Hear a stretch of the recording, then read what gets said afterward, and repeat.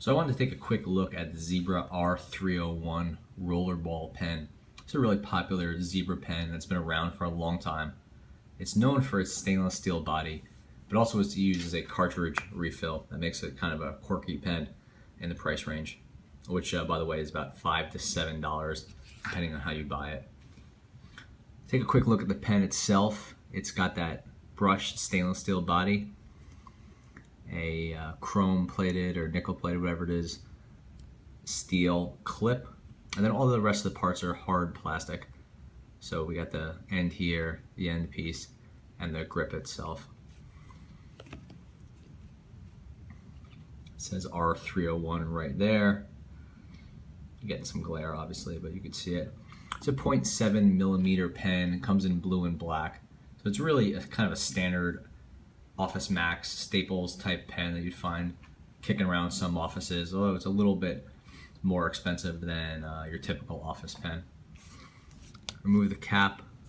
You can see it's a pretty standard looking tip, very utilitarian. This hard plastic grip, which lasts a long time, but it's not super comfortable. And then there's not much else to it. It's actually a pretty small pen. Look at our comparison Sharpie in there, and you could see that it's not large at all.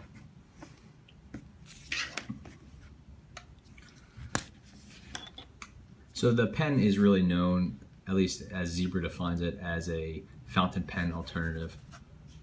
So it's got a really smooth ink to it, and it writes really nicely, which is pretty cool to see from a 0.7 millimeter pen. It writes like it's a 1.0 millimeter.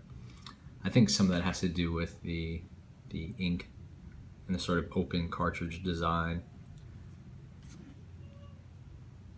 which is again a pretty interesting choice for a $5 pen.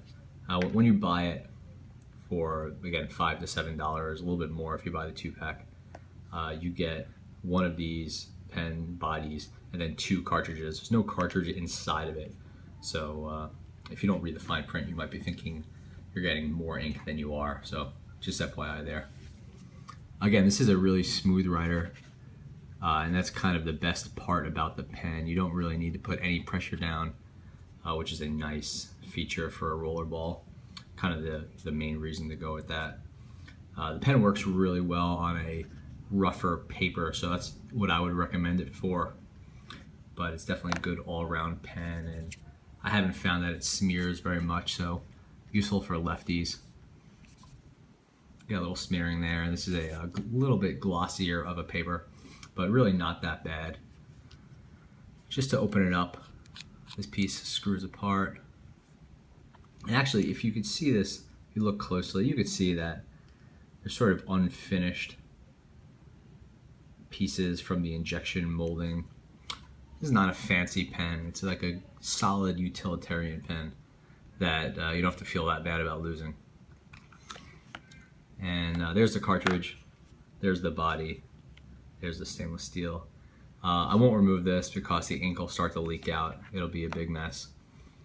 But what happens when you want to do the refill is you just put this in here and you push down harder than you think.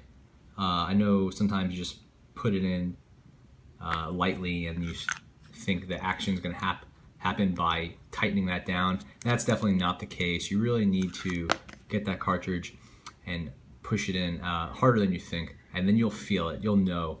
I mean, obviously the pen will start writing, but more than that, you'll feel the interior of that cap right there, of the cartridge rather, give way.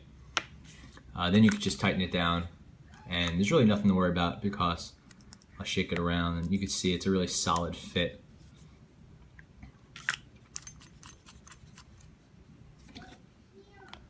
There's the pen. There's a nice click on the cap if you like to write it like that, write with it like that. Now you're a little bit in the longer range, but nothing too bad.